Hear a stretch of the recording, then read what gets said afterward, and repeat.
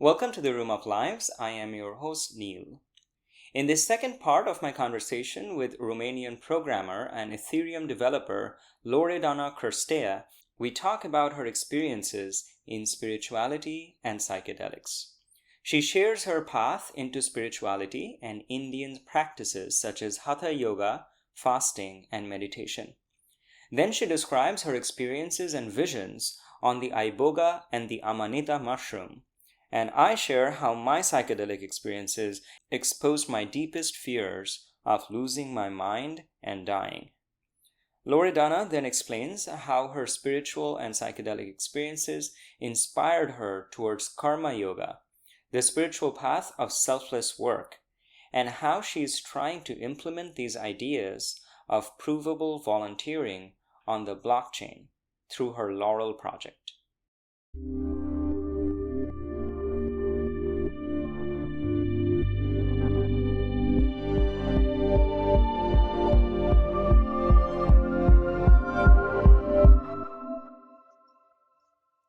Let's now talk about spirituality and psychedelics.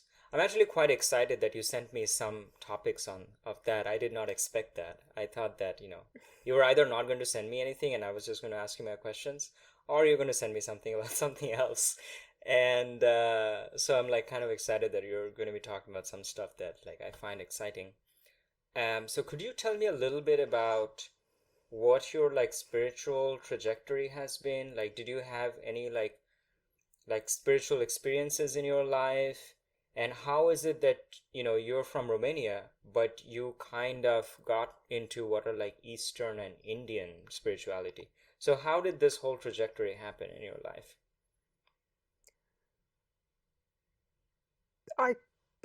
I can say that my spiritual journey in a way started in childhood when I had a lot of time on my hands just to think about things. And you eventually ask yourself the question of what even am I? And what's this existence that Yeah. I'm having? Yeah, I've done that How too many can times. Yeah. Yeah. how can you even determine anything? But of course, with the brain of a child, when you don't have enough tools or analytical knowledge, it's quite hard. You don't even know where to start.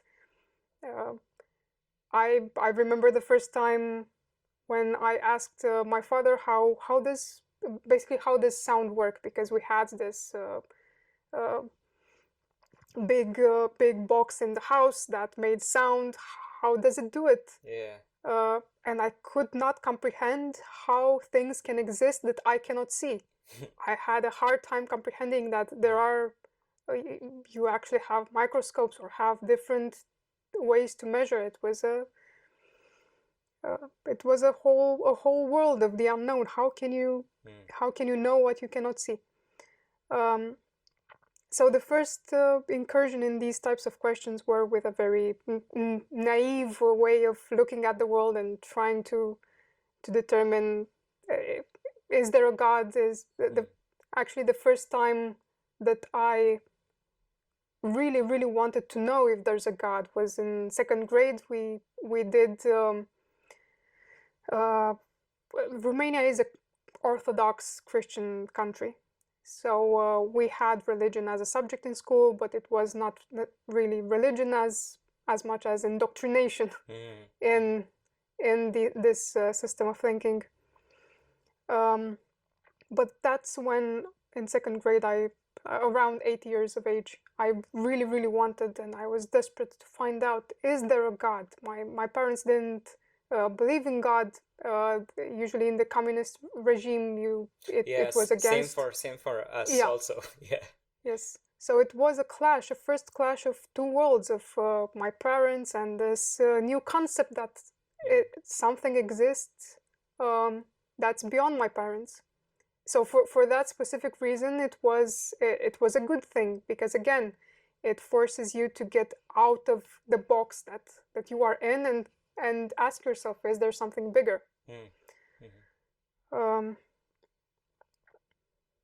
and then I had the chance to meet a friend who was more into this type of Eastern practices and in hatha yoga, and we had some courses on this in my country, and it was very good. At least I didn't do as much hatha yoga. I don't do as much hatha yoga as I would want and need, but I still practice, and it has helped me a lot with focus.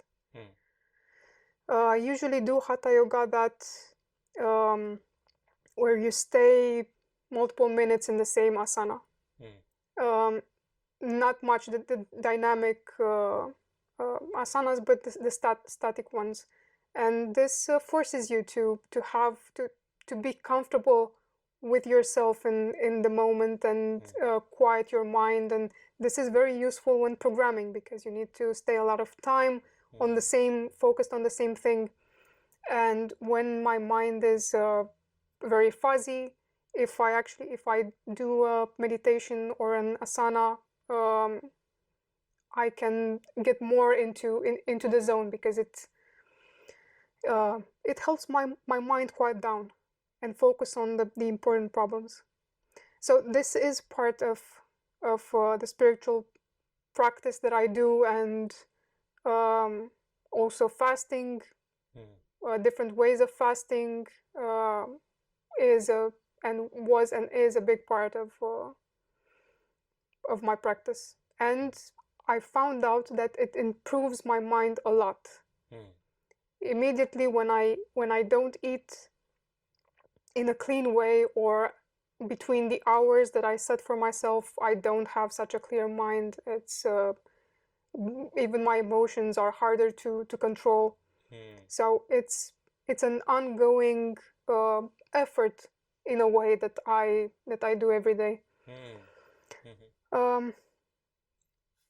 But I had the chance to experience some interesting substances, and I should say that it was in a space and time where they were legal, so I don't condone the use of these substances without proper care about even about legality. Yeah, could you tell me a little bit more about your experiences on the psychedelics? I'm very curious. Also, it's because it seems like the psychedelics that you mentioned, I don't know if ibogaine qualifies as psychedelic, but these substances that you mentioned, ibogaine and musimol, I guess, they are not some of the more commonly used psychedelics that I hear about. So I've heard like plenty of people's experiences on like LSD or mushrooms, and some people's experiences on DMT. But ibogaine and musimol, I haven't heard. Yes, actually, yesterday when I was working on this list of questions, I was like, what are these things? And I started looking them up on Wikipedia. I'm like, oh, I have never even looked at the Wikipedia page for what these things are. So I'm kind of curious to know what these experiences have been for you. Yes. So I would compare these experiences with how artificial intelligence algorithms work. I've said that you need to find, so you need to not be to find your way out of a local minima. A minima is given by, for example, a reward function. It's when a reward function has a maximum value, or you think it's a maximum value. So you get comfortable in some instantiation of your personality or thoughts or principles. And these substances are a way to jolt you a little bit from that perspective, so you can maybe find a better one that you haven't seen up until that point. It's getting you out of that box that you've fit yourself into, and giving you enough space so you can maybe find different ideas and understand the world from a different perspective. So what they do is they jiggle a bit the parameters of your brain, so you can find maybe a better minima. And ibogaine, for example, does this works on your ego. Yeah. It force if you want to have an experience with it, you need to let go of your ego and just receive whatever it is that you are seeing with your mind's eyes, and not put your ego in it. And I will go into a bit more detail about how this is done. And the other one with amanita, amanita works on time. It distorts time. It gives you another perspective on time and on cycles. So that's where it's quite interesting. But I want to preface this with something. I think it's very important, if you want to have these experiences, it's very important what you do before. You can have these experiences to have fun, which I don't. That can backfire a lot on yourself, on your moral backbone, and it's not something that I would advise people to have these experiences just for fun, just because of peer pressure, or because of wanting to fit in. Even if you do that, you need to be mindful, because you can learn a lot of things about yourself and about others, and you need to have a strong moral backbone to not use this new information in ways that's not moral. So I would advise people to have a bit of an ascetic, I don't know if I'm pronouncing it correctly. I'm talking about what monks, for example, do. They like ascetic. yes, Yeah, that's ascetic. what I'm saying. Okay, I wasn't sure if I'm pronouncing it correctly. So I think taking care of your diet is very important. For example, I didn't eat for 24 hours when I took these substances. Also, it's very important to know and respect yama and niyama, the virtues that you need to respect for in your relationship with others and then with yourself. So I would talk a bit about this, just to remind them to people, which is non-violence, ahimsa, the 5 most important yamas: ahimsa, non-violence; satya, following of the truth; asteya, not stealing; brahmacharya, which is chastity and in general abstinence; and aparigraha, non-possessiveness, not wanting too much of something. I think these are very important because it lets you, when you have the experience, they let you focus on your higher ego, on the higher part of your ego, instead of your lower needs and wants, and that you usually experience each day. And then niyama, which are less, so you can prove yamas more. Niyamas you cannot really prove because it's work within your own self. Saucha, the purity, cleanliness of mind, which is of speech and body, which is very hard to attain, especially in today's world where you have so many distractions. It's hard to keep a clean mind without thinking of all other problems. Santosha, which is content, acceptance of others, accepting your life as it is, which may be hard. Then tapas, which is austerity and discipline. Svadhyaya, which is the study of self. It's self-awareness, knowing why you do what you do. Ishvara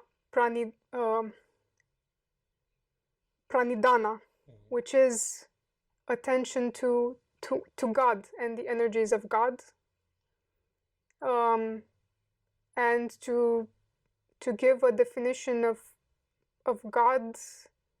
God in the end is what you think God is. For you, God is the highest, the combination of the morals that you think would be the highest. It's this perfect being that maybe you could actually be yourself if you would follow your own God.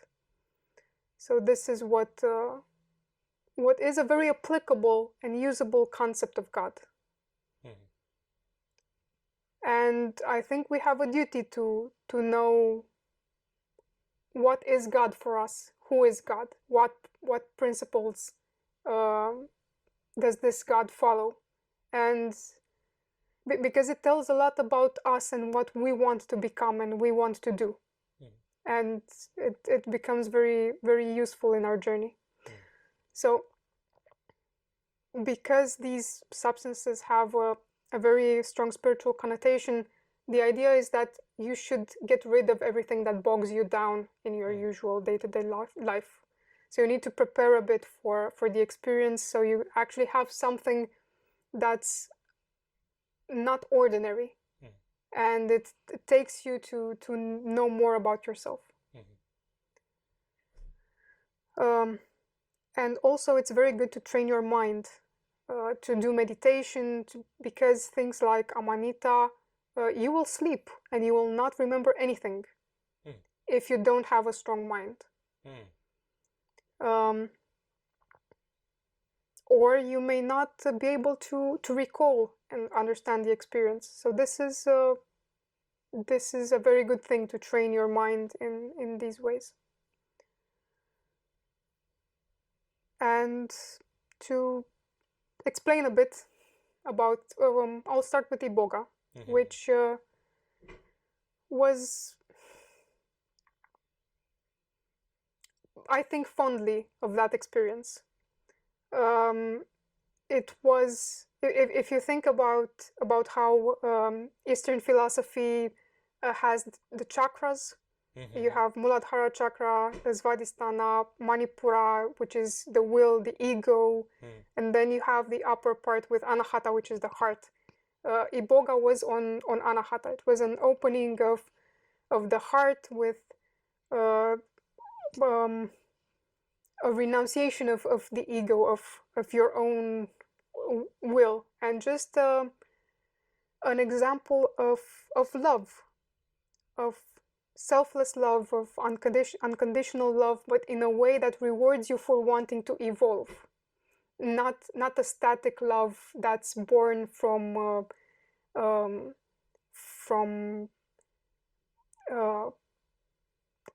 what can I say? It's from need. Yeah, like a kind of attachment. Yes, it was without attachment, but with rewarding you for wanting to evolve. Iboga was a series of tests of this sort. So it started with seeing horizontal lines of color that were very dynamic, and I was afraid that I could not have the experience because I was afraid I could not have visual experiences. So what I did was I was concentrating with my eyes closed on those lines that were there and trying to just to focus on them, and eventually they started forming various shapes and forms, but also they always had that kind of a dynamism to them. And then when I was opening my eyes, I could still see them in my normal view, and with an increasing sense of dizziness, I also have a history of motion sickness, so that was quite hard for me. So what I did to control the sensation of being dizzy and to not vomit what I had just eaten, I had to lay down on the ground with my back to the floor and my face up in the open.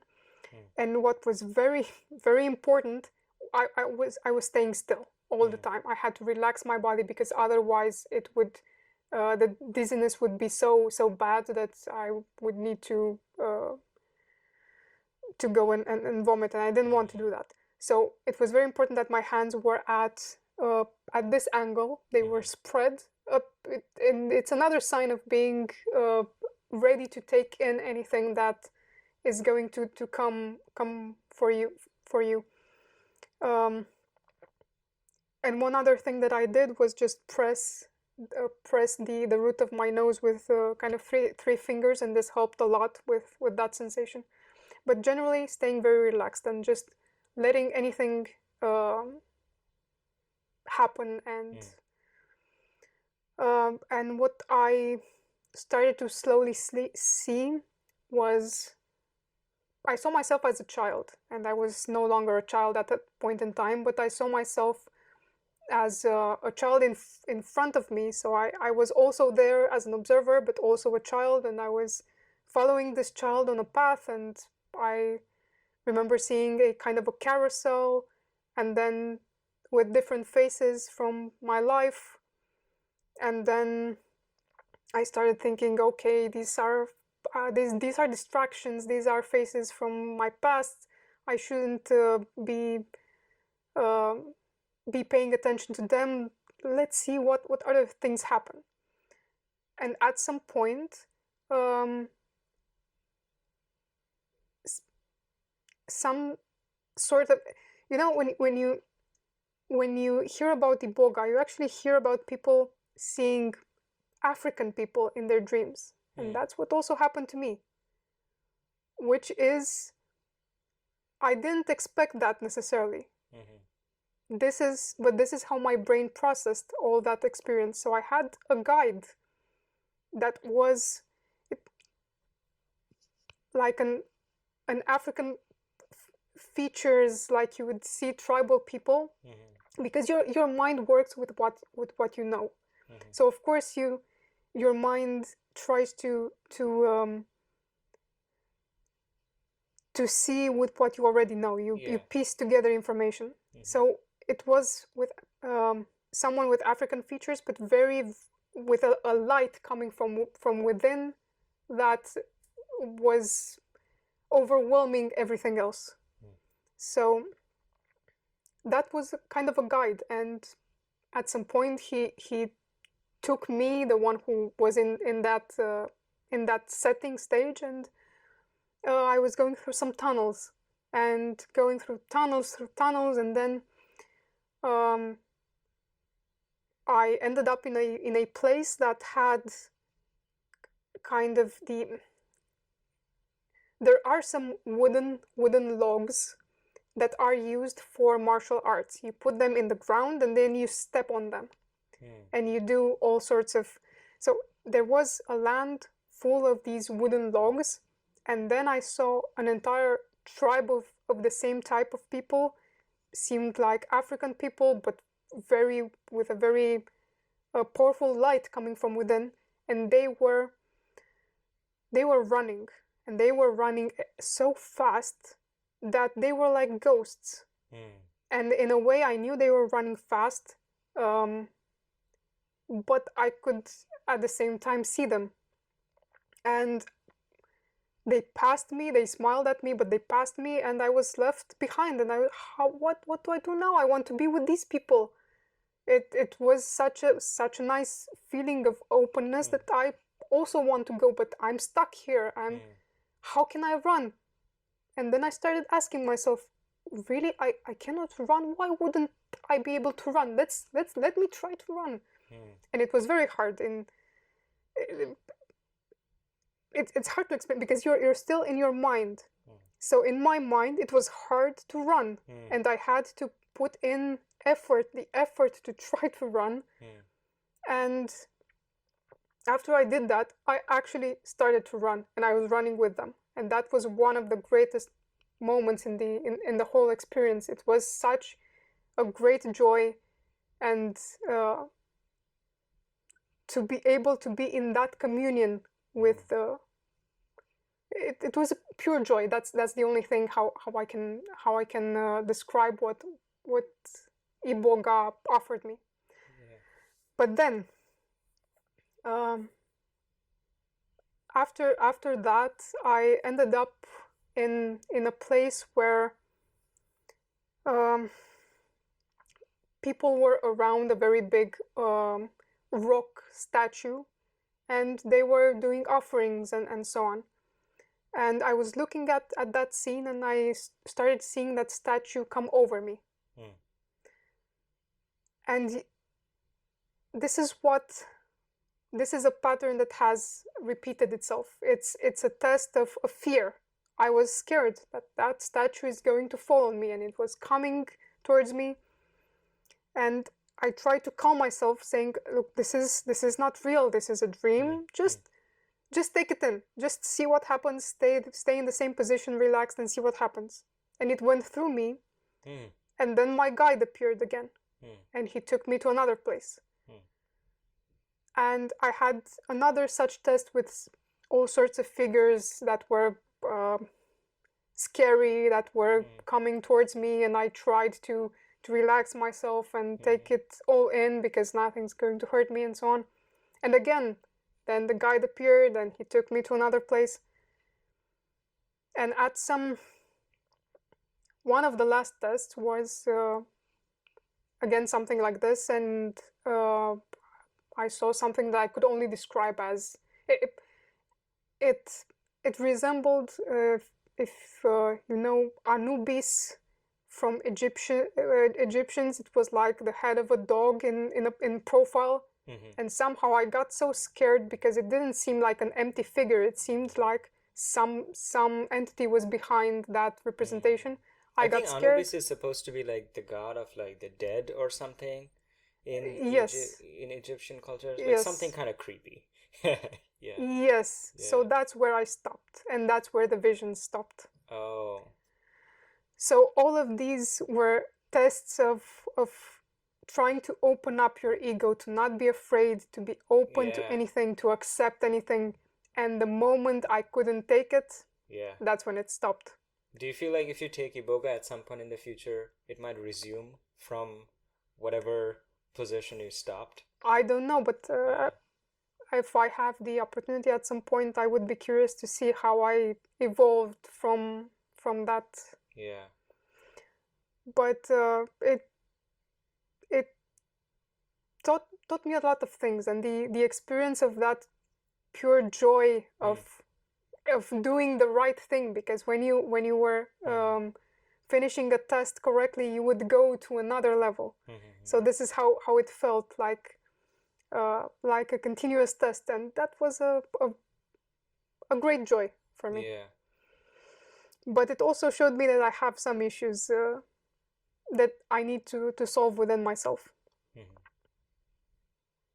Yeah. That's very interesting. I also feel like I have this like recurring issue that keeps coming up either on psychedelic trips, or like I kind of mentioned in my email, in my like lucid dreams, is the recurring thing of what am I most afraid of. And it can take like multiple different forms. One is I'm afraid of losing my mind, because it's very important to me. Like I'm a PhD student. Like I really identify a lot with my mental capabilities. One time on a heroic dose of shrooms, I really lost my mind.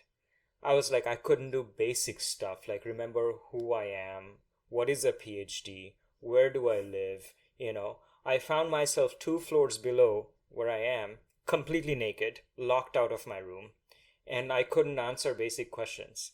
And at some point I was like, wow, I've really actually, the worst thing possible has happened. Like, I have lost my mind. I thought it is something that will happen when I get old enough and my mental capacities will start to fail, and that's when I will be confronted with that scary thing, but it has happened now. But I noticed that I wasn't as scared as I thought I would be. Like my conceptual mind was still scared a little bit because it couldn't find the rest of it, but I did not find so much fear coming up from my body. Like my body was still like, just go to sleep, it's gonna be fine. So, and the next morning I woke up and my mind was back. But I think I learned something from it, which is a rehearsal or a demo of facing this thing that I'm like very scared of. So that's one part of it, is losing my mind. But what is also related is the fear of death. Like I grew up with a very strong fear of death. And in some of my psychedelic experiences and my lucid dreaming experiences, I noticed that what I end up doing, like in the lucid dreams, is basically try to kill myself. Like basically try to go through the thing that is the scariest. And like how you were saying, you know, the statue was falling on me, on you, but it went through you. I have had like a similar experience where I would do the scariest thing, which is jump off of the edge of a building, and then instead of like hitting the ground, I would keep falling through like different floors. And of course, it's a dream, so I'm not actually endangering myself, but I feel like that experience still teaches me something. Like I feel like after that experience, I am actually a little bit less afraid of this thing that I call death. And so yeah, I feel like I can relate a little bit at least to the kinds of challenges that you're facing, because I feel like that fear is like a recurring element. Like, oh, Neil, what are you most afraid of? And it keeps coming back. Um, yeah, so that's kind of interesting. And okay, so let's talk about the.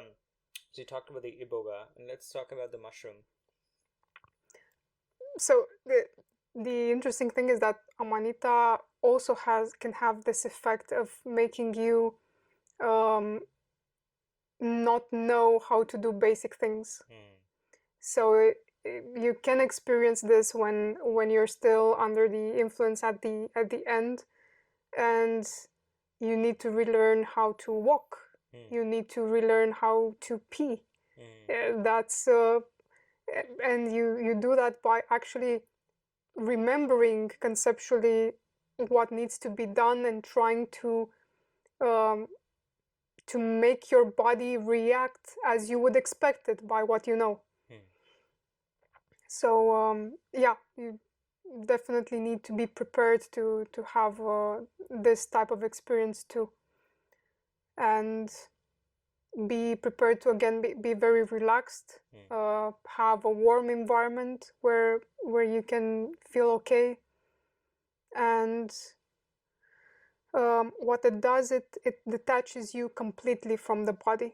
You're not aware of any environment or setting you are in. You are completely detached from the time and space. And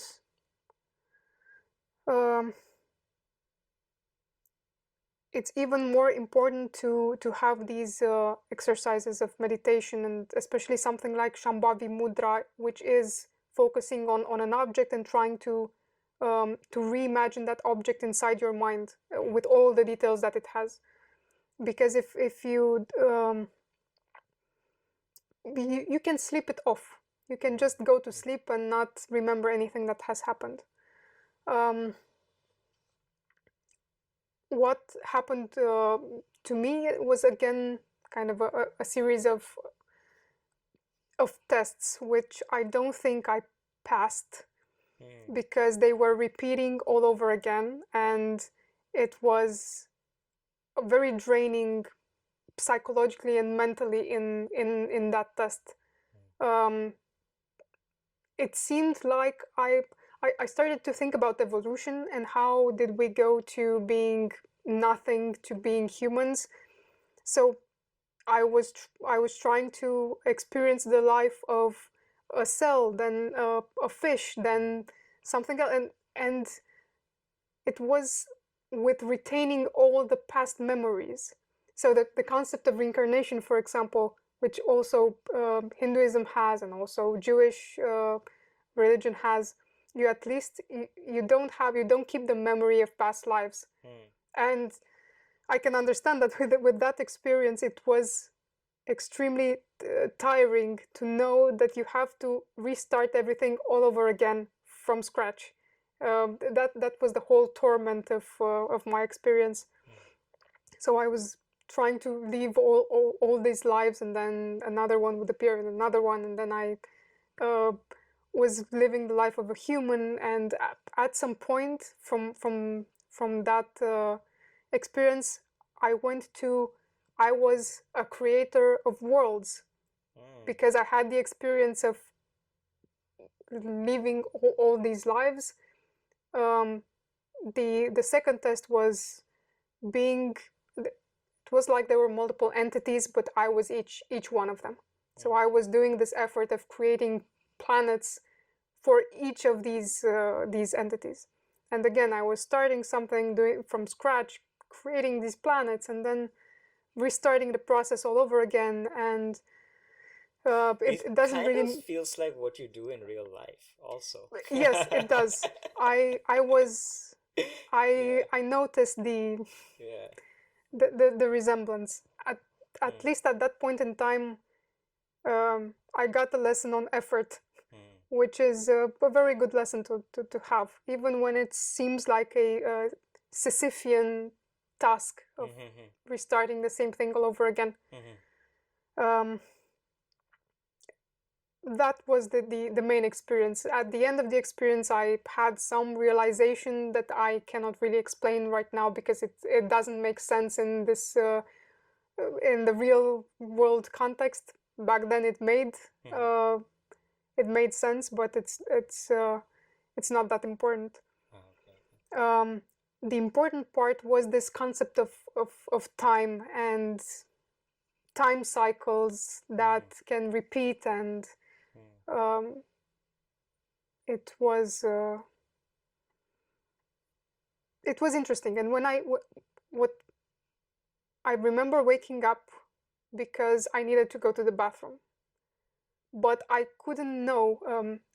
First, I was afraid that I couldn't find my way back into the real world, because there were all these tunnels, and I didn't know which one to take. And at some point, I was drawn from the space that I was in back into the real world, but I couldn't speak. I couldn't say exactly what I needed. I didn't know what I needed. It was really, really strange to have this compulsion in you, but you don't know what it is, and you cannot explain it. So it took some time to relearn how to walk and make all these normal activities.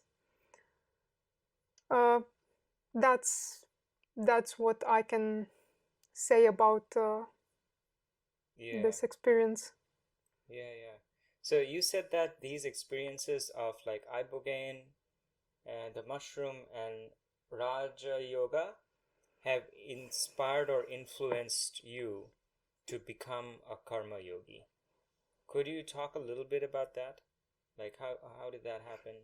You did mention a little bit in your experiences.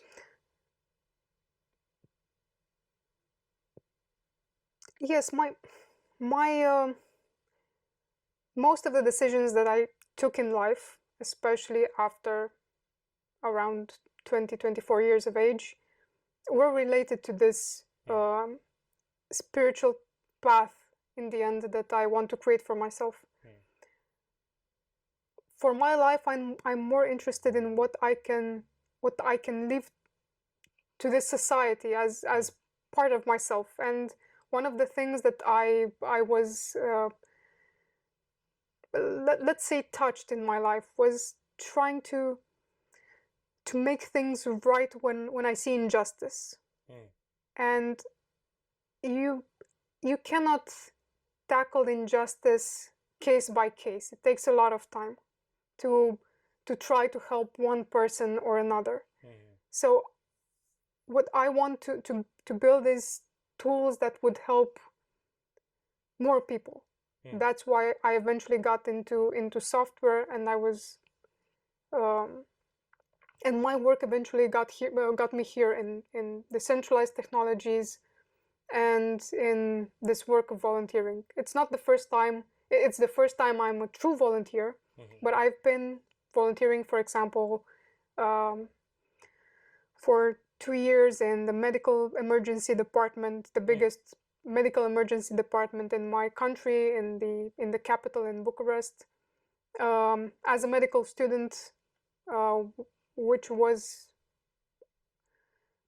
an experience where you learn a lot. You see a lot of suffering, you see a lot of people. It's the emergency room, so it's I'm glad I had that experience of helping people who needed help back then, like the doctors, the nurses, because we would do anything that they would need of us, of course within the limits of our knowledge.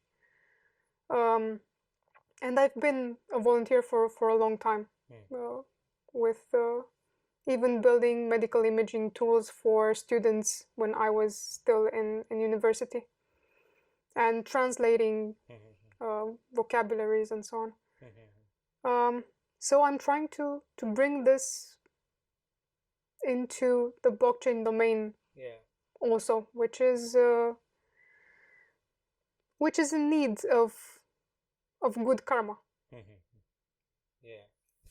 So let me quote what you said. I found it kind of interesting. You said, the age of karma yoga is dawning. The moral landscape will be deeply transformed by the ability to prove the quality and quantity of effort. Those that demonstrate such virtues on the blockchain, which is an immutable medium, will rightfully earn the trust of others. I work around 15 hours every day, including weekends, to implement such a blockchain. I invite all karma yogis or volunteers to validate. It is almost implemented. So, several very interesting ideas here. Let's unpack that from the beginning. Could you elaborate a little bit on this idea of your vision of, like, why do you feel that the age of karma yoga is dawning? Because up until this time in our society, you could not prove effort. Now we actually have tools to prove effort and to prove volunteering work. And I gave an example like GitHub, which is a very known platform for software developers, very used for open source, where this is, you can prove your effort. You can prove that you've worked exactly what you say. And there will be a new generation of tools along these lines, and they will be used to compute character. This is also what the Laurel project wants to do, to be able to say these people have done this effort, that they can prove they have a good character. And I think this is very important for the leaders of our society. So one idea that I guess it has been kind of bubbling in the back of my mind, but I have not been able to put words to it, is that up until these technologies of like trustless verification and trustless proving and things like that, humans are social creatures. So that we have like our own kind of organic ways of judging and evaluating people, how much we can trust them, how much we think they're actually like honest workers, etc. Of course, a lot of the time, those perceptions can be manipulated, like by politicians and whatever.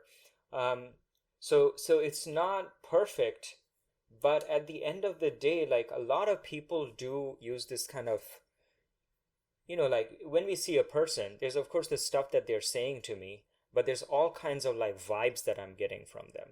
And whether we like it or not, we form a kind of an image of that person based on these like non-verbal, subconscious, like energetics of like, what is this person like or whatever, and what are they saying? And so there's this thing that is like hard to pin down called like trust, that I think emerges in human societies. From what I would say, a lot of it emerges not from conceptual or analytical proving things or pinning things down, but just like I get a feeling about this person. And a lot of the time, people will say that that is what they trust a lot more rather than any intellectual or conceptual like proving or something, because a lot of people would say, oh, you can fake all of those things, but what you can't fake is this like kind of like subconscious feeling that I'm getting out of it. It's just a feeling. So would you say that, that even as these technologies of like trustlessly proving or trustlessly verifying your worth or merit or your contributions keeps developing, that these like kind of organic ways, like non-technological, non-conceptual ways, trust-based ways, are going to disappear, or they should disappear? So let's analyze a bit what is this feeling that we usually feel when we talk with other people. Mm-hmm. Because if it's not analytical, if you don't look at that person's actions and effects on society and on other people, mm-hmm. what we usually respond to is the types of feelings and emotions that we have experienced with other people in our lives. So we do some sort of pattern matching of what I feel with this person. It's automatic, it's very fast, it's a reflex, an emotional reflex that we have. And that's not necessarily correct. If we don't do a combination of this and the analytical skills of actually trying to process, realistically speaking, is what has this person done as actions in society? How has this person's actions affected the world around him or her? Because otherwise it's easy to feel good with a person that has the characteristics of maybe one of your parents or one of your friends, childhood friends, and so on. And this plays a lot in our interactions. It's hard to figure out if a person is honest just by looking at that person, because we lie to ourselves. So of course it's not necessarily that we want to. But it can be a defense mechanism. So if we are to live in a world that is open to everybody, regardless of experience, religion, culture, and so on, we need to find some common ground. And the common ground might not be in these types of tight-knit relationships that we have in our own circle. We might need to put ourselves in a situation where it's not that comfortable for these reflexes that we have made. So we need to look at tools that are generalizable in some way, and tools that can help us prove facts instead of how we necessarily feel about them, because it can happen that we are wrong. So we need this balance between tools for a generalizable truth. So we will evolve our emotions and our feelings to match this. I think this will happen. I think I agree that a lot of technologies, when they are first presented, they kind of exist on the level of, oh, there's this like novel thing. But as human beings interact more and more with it, I think what happens is it becomes an extension of our neural, like perception of the world. And so it just becomes integrated into how we perceive someone or whatever.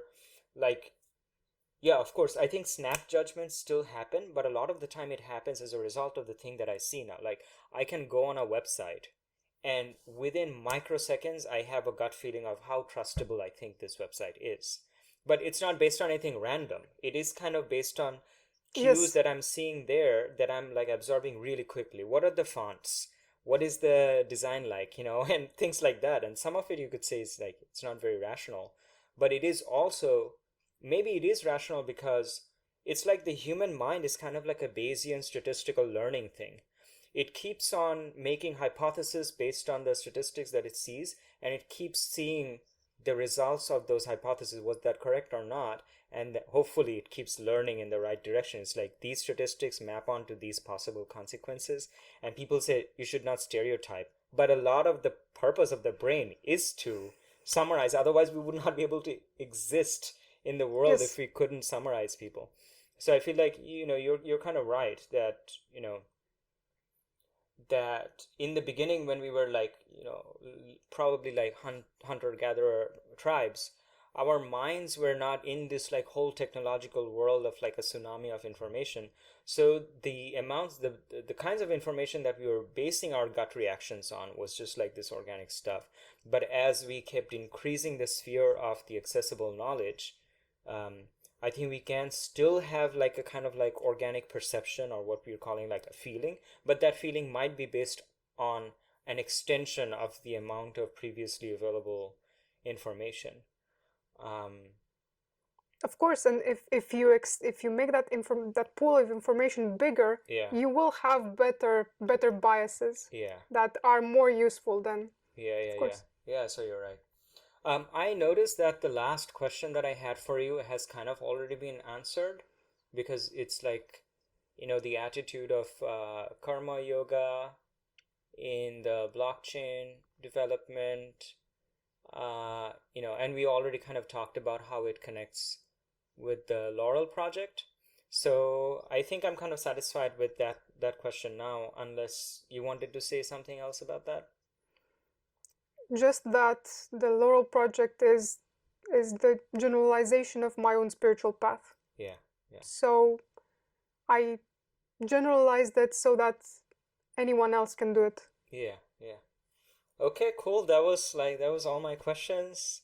And thanks a lot for coming on my podcast. I did not really expect that I would be talking to you so soon.